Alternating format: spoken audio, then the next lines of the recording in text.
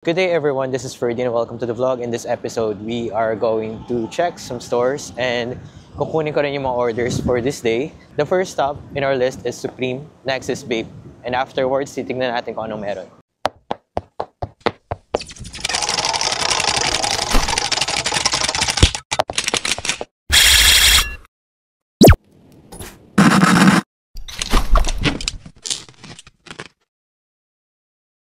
Bali may pila pa dito, so pila muna na tayo and marami pang tao ahead of me. Ganun talaga pag may release sa Supreme, palagi may pila. Well, that's a bummer. Walang release ngayon ng Air Force One, so they've delayed it for next week. I think Saturday or Sunday. Ngayon naman punta tayo ng Bape. So ngayon maaraw pero medyo malamig pa rin yung hangin. So I'm underdressed for this day. And tara, pasok tayo sa Bape. So, nakuha na natin yung ating mga orders. Check lang natin yung Momotaro jeans.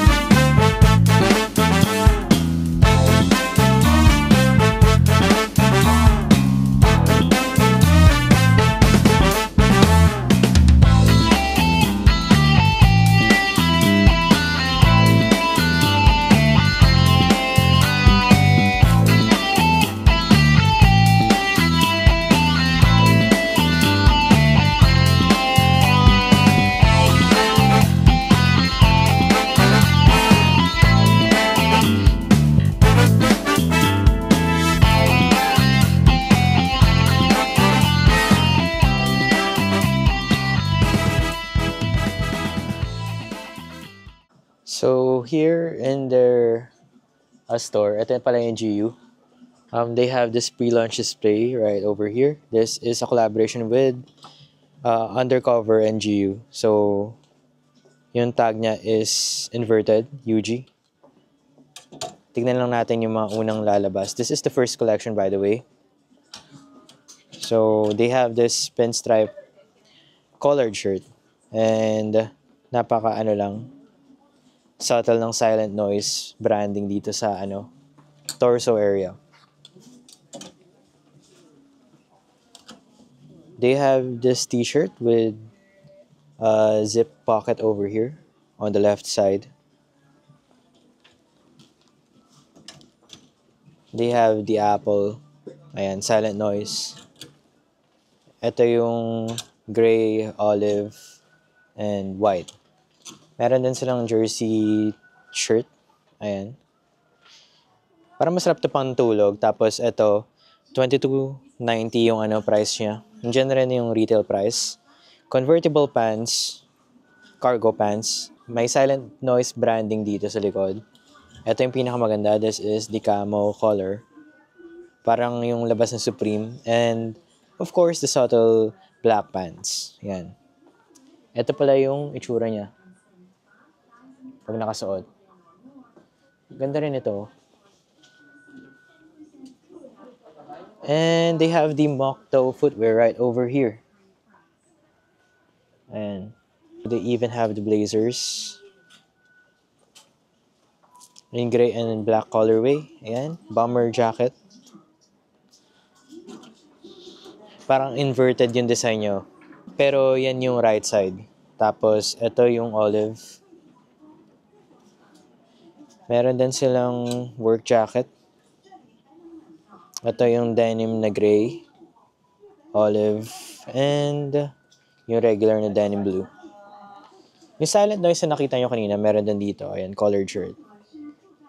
Silent Noise. Do not forget about the bag. Ayan. So, camo and black. Ito itsura ng blazer, pati pants, and this one, yung work jacket nila, that you can convert, actually. And pwede nyo tanggalin siya. So, ang cool. They'll release this by March 14th. As you can see. Ito yung creator nito, Jun Takahashi from Undercover. Unveil na natin yung mga orders, guys. We have here 2 kid shoes, and these are for Genis. Unahin natin tong Onitsuka Tiger. This is the Mexico 66 Kids. Yan yung sizing and yung colorway. In case dito is yung receipt. 8,500 yen. Ayan, hindi ko napapakita yung aming address. So, ayan lang siya. 8,500 yung kanyang price in yen. Ito yung itsura niya. So, this is the forefoot area. Ayan yung lateral side. Sorry dun sa tag. And ayan yung medial side. Tongue with those Velcro straps. And ito, yung likod niya. Outsole, of course. Ayan. Tignan natin yung isa. This one is the Kobe 6. Ito pala ay GS sizing. Ayan yung itsura niya. Parang yung vintage na Nike Performance box. And this came from Sneaker Dunk. Authentication card / thank you card. It says there. Napakasarap hawakan. And meron siyang extra laces dito. Cream and black rope laces. So, ito siya. Ito yung forefoot area. Ito yung lateral side. Ayan. Medial side. Black tag kasi sa Japan to ni-release. And the verified authentic tag. So, ayan yung Sneaker Dunk tag niya. Ito yung verified authentic tag. Ito naman yung tongue. Parang first time lang ata na may nag-order sa atin ng Kobe, no? And ayan yung insole. The signature of Kobe at the heel tab. And yung kanyang outsole, ayan. Napakaganda. Makikita niyo yung material na ginamit. Pati sa swoosh. Nandun din siya. Ang cool, grabe, ng Kobe. Pero I'm not a fan of basketball shoes except Jordan kasi lifestyle ako. Hindi kasi ako nagbabasketball, so pasensya na rin, guys. Maraming salamat sa mga sapatos ni Janet. Next natin is the Puma and the Aphex Twin na t-shirt. So, that's for Ma'am Camille. This is the Speedcat Ballet. Ito yung kanyang tag. Ayan. So, nandun din yung sizing.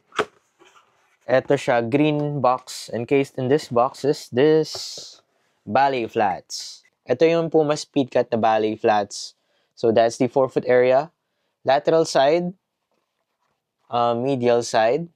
Ayan. And this insole, Ortholite insole.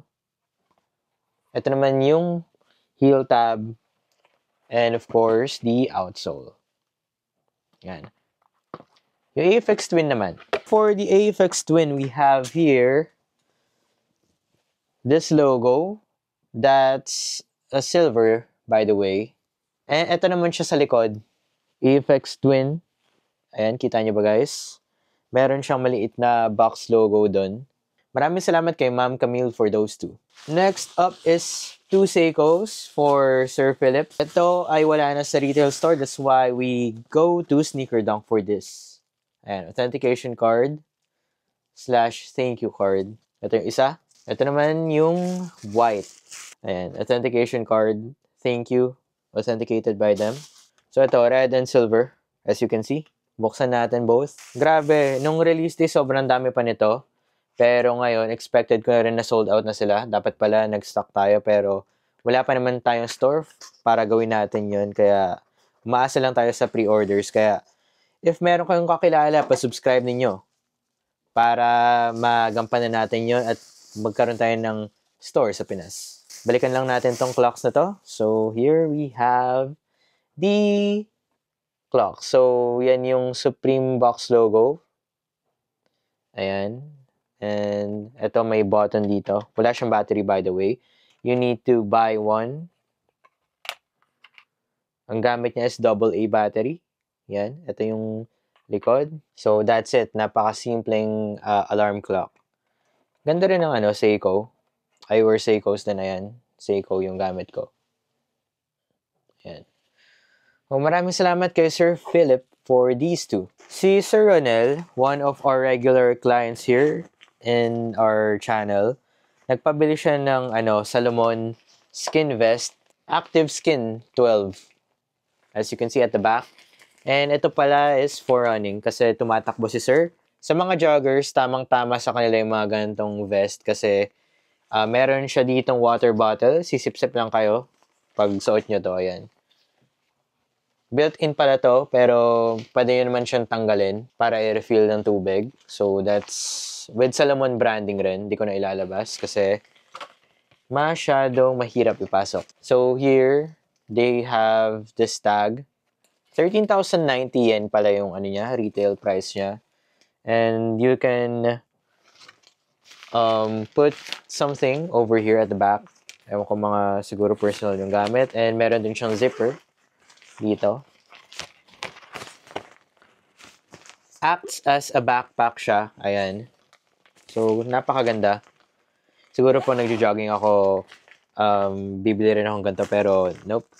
Dami kong ginagawa dito sa Japan. So, yan. Ganda. Gandang vest. So, maraming salamat kay Sir Ronel for this one. So, si Sir JJ, meron siyang pina-order sa atin ng dalawang Efix Twin na shirts. So, ang una is this one. Yung logo nila na Efix Twin, yung black. Ayan. So, napaka-bold na logo. And ito naman yung likod. Kita niyo ba guys? Meron ding Supreme Box logo dyan. Napakaliit. And we have the white one. Ito yung itsura niya. Yan. So, ito yung Efix Twin sa likod. For me, mas maganda yung white kasi kitang-kita niyo yung contrast ng black na print dun sa t-shirt. Ayan. White is best for me. Maraming salamat kay Sir JJ for those two items. Okay, ito last week pa sana to pero ngayon lang kasi dumating sa sa Nagoya store. And ayan, pina-reserve natin to kay Rika-san. These are the bowl and the imabari towel for Sir Lorenzo.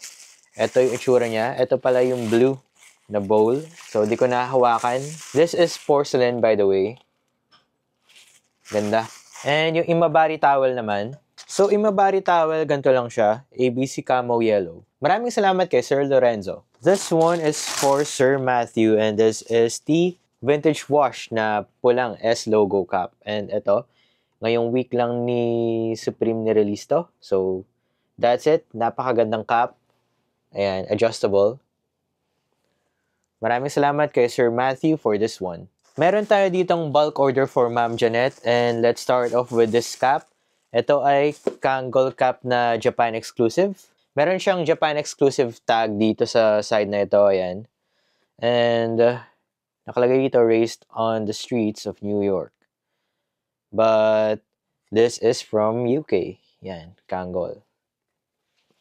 Nagpapa-pre-order din tayo ng mga Kangol caps. So, if you want, please message me lang. Yung order pa ni Ma'am Janet is the Hotel Babe keychain.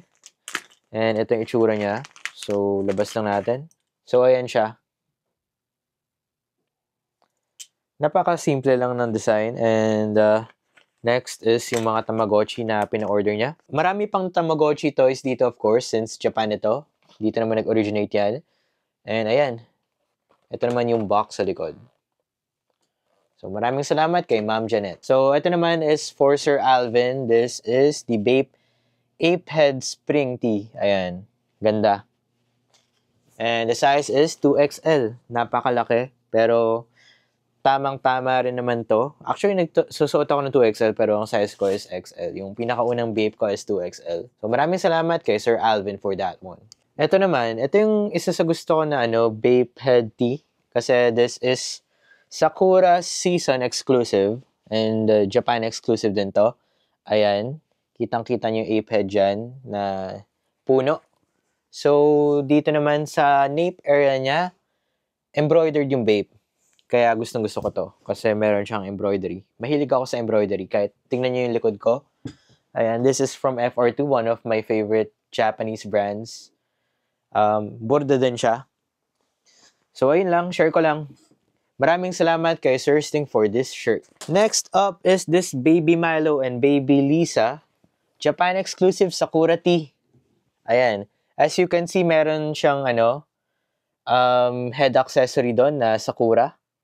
That's Baby Lisa, by the way. And ayan lang, wala siyang backprint, unfortunately. Pero still, maganda pa rin. Meron ding petal dun sa nose ng Baby Milo. Ang cute. Yan. Maraming salamat kay Sir Yehel for this one. We have 2 orders of Babe shirts for Iris. And ito yung kaniyang pinakuha. Buksan lang natin para makita nyo na mabuti. Ayan. So this is the Babe Japan exclusive tee.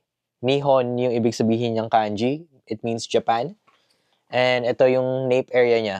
So maraming salamat dito. Ito gustong gusto ko kasi para siyang nasa space. Napaka tranquil ba ng ng design. And ito naman yung kanyang nape area. Ayan. So maraming salamat kay Iris for those 2 shirts. Okay, meron tayo ditong bulk order for Ma'am Princess. And ito pala yung Baby Milo double shark hoodie. Ayan. So kitang-kita naman na quality ng Babe dito sa pa lang, sa print na to. Ayan. That's stitched, by the way. And meron siyang ulo ni Baby Milo dito sa loob. You can open this up. Ang cool. Parang ngayon lang ako nakita ng Baby Milo na na shark head. So, that's it. Of course, yung likod niyan, meron siyang mga sequins. Ayan. Milo nakalagay. And on this side, meron siyang ABC Camo Green. Meron ding artwork ni Baby Milo doon. Ganda. Sobrang ganda. So, that's the only thing that I have here. Oh, now to mention, yung likod niya pala is ganito. A Bathing Ape branding. Napakagandang hoodie. Pwede nyo pala siyang tanggalin. Ayan, kung gusto yung ibaba yung shark head. So, you can just detach this from the bottom. And, ayun. Ganda na tong hoodie na to. Meron tayo ditong weird na shirt. So, ito yung, hindi ko alam kung ano tawag dito sa shirt na to. First time ko lang na makakita ng free size na shirt. And this is the equivalent of S/M in men's. So, ayan siya. Free size siya. Napaka-nipis. For summer yung mga ganitong shirts. And meron siyang artwork ni Baby Milo dyan. Tapos, may parang necklace at bag. Ayan, combination. Baby Milo, a Bathing Ape, dun sa torso area. Okay, meron din tayo ditong Baby Milo na ape head. Ayan. So, ape head siya, punong-puno ng graphic na Baby Milo. Of course, meron din sa likod. Alam ko namang fan na fan si Ma'am Princess ng Baby Milo, kaya nagpakuha rin siya ng Japan exclusive tee. Ayan, Baby Milo and Baby Lisa in the navy colorway. Walang backprint. White naman, Baby Milo and Baby Lisa. Walang backprint. So, meron din siyang pin-order na Baby Milo shark hoodie t-shirt. Unveil lang natin. Bali, ito siya. Si Baby Milo may suot na shark hoodie ng Babe. And wala din siyang backprint. Nag-order din siya ng announcing tee. Galing sa Sneaker Dunk. Ayan. Tapos, thank you, nakalagay dyan. Ito yung Sneaker Dunk tag. Ayan. So, ito yung itsura niya sa harap. Supreme na may heart. And ito naman yung sa likod. Para siyang red tag sa quality na to. Sobrang ganda kasi. And so, yung announcing print niya na kulay blue, nagpa-pop out. Ganda, sobra. And dun sa Aphex Twin din, meron din silang t-shirt na gantong material. So, I think yung dating ng Supreme ngayon is camo na ganto. Animal camo ba to? Not familiar with it. Pero, na-release na to dati dun sa Jordan 5 Supreme collaboration nila. So, ayun lang, masasabi ko. And nagpa-order din siya na size L. Ayan, di ko na-unveil. Chocolate chip camo pala yan. Nakalagay sa, sa kanyang tag. And napaka-interesting talaga ng choice of camo ng Supreme sa mga shirts nila and dun sa dating releases. And lastly, meron tayo ditong wind chime. Pakita ko lang kung ano to. Ito yung tsura niya. Ayan. Meron siyang bamboo na material doon para patunogin tong gilid na to, pero hindi ko na i-unveil. Gusto ko si Ma'am Princess yung mag-unveil na to. And ito yung branding niya, Baby Milo. Tapos yung harap niya is yung mukha ni Baby Milo. Napaka-cute na wind chime. Maraming salamat sa mga orders ni Ma'am Princess. Yung announcing fee, nagpa-order din si Sir Percival, and ito yung sa kanya. Size L din, ayan. Chocolate chip camo. So, lagay lang natin to dito. Meron ding nagpa-order sa atin ng maraming Vapex. Actually, dito naubos yung pera ko. So, kailangan ko magtrabaho para lang makapag-pre-order ulit. Yung mga order na to ay para kay Sir Pablo. Uunahin ko na yung pinaka-hype na release for this week. This is the collaborative Ziploc of Vape Crocs. So, pag ino-open nyo yung bag, makikita nyo agad yung Vape Crocs. Ayan. Pero, tignan mo natin yung retail price. So, the retail price for this one is 13,200 yen. As stated by the receipt. Lagay lang natin to dito sa loob and unveil lang natin yung footwear in a minute. Meron siyang Crocs na hanger dito. Sa mga regular Crocs, makita nyo yan. So, nothing too fancy about this one. Ayan yung kanyang size. Napakaswerte ni Sir Pablo kasi one per person, one design lang. So, it's either mamili ka ng blue, pink, or green. So, for me, pinili ko na lang pink. And sakto, si Sir Pablo lang yung nag-order nun. And tara, unveil natin. So, dito sa forefoot area, may mga gibbets tayo. Yung A na tiger doon, sa side na yun. Itong vape head and yung shark head. And dito naman sa left one, meron tayong slogan ng Ape shall never kill ape. Ayan, ape shall never kill ape. And Baby Milo. Again, this is the forefoot area. Ito naman yung lateral side. Dun sa hinge niya, meron kayong makikitang branding na R. Tapos, metal yan. As in metal talaga. Kaya, nagets ko rin kung bakit maganda to. And, ayan yung lateral side. Again, medial side. Sa medial side, ganun din. So, the footbed or the instep. Vape Crocs. Collaborative logo. Yung heel tab niya, ayan. Crocs. And a bathing ape. Rubberized. So, yung outsole niya is this one. Just a classic Crocs na outsole. Ayun, napakagandang pair. And napakaswerte ni Sir Pablo for this one. If you want to get this one, meron pa namang release sa Thursday. Online dito sa Japan. So, I need to sign up for that. Sana hindi lottery. At saka, if hindi naman tayo makuha ng sobrang dami para ma-fulfill lahat ng orders, pwede naman sa sneaker down. Sana bumaba yung price kasi as of now, umaabot siya ng 30,000 yen. So, that equates to 12,000 pesos. Napakamahal. From 13,200, naging 12K. Grabe rin yung hype nito, no? Proceed na tayo dun sa ibang orders ni Sir Pablo. And nagpakuha siya actually ng 4 na Vapex. So, ito. 1, 2, 3, and 4. Ayan yung mga pinakuha niya. Ang unveil ko lang is yung isang packaging ng Vapex, and yung mga susunod is yung mga watch na mismo. So, first and foremost, we have this vape leather box. And meron siyang fiber cloth dun sa likod. Pag tinaas nyo yan, makikita nyo yung tatlong inclusions dito ng paperwork. We have this warranty card. Ayan. Si Nakatsuka-san kasi absent si Rika-san for today. Yung guarantee niya, precautions. And ito naman, yung pinakahuling envelope is yung bands para ma-extend nyo yung bands ng inyong relo.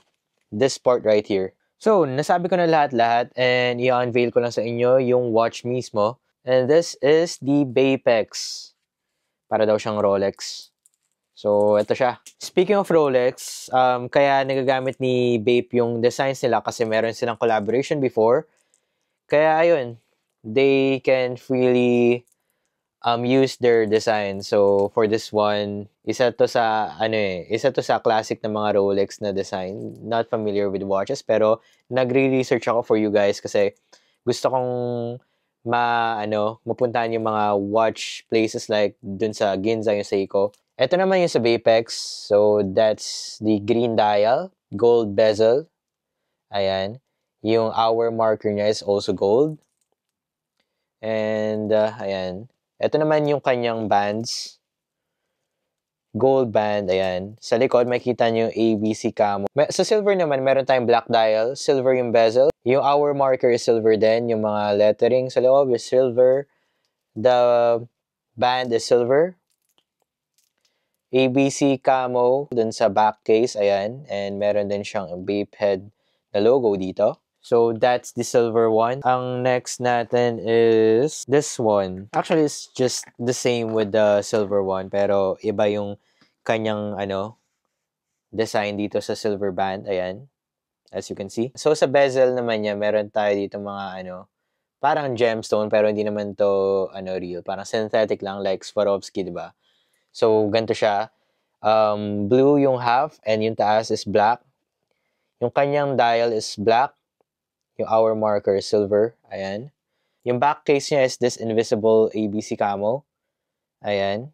Just like those two. And ape head logo na maliit. Napaka-minuscule na ape head logo.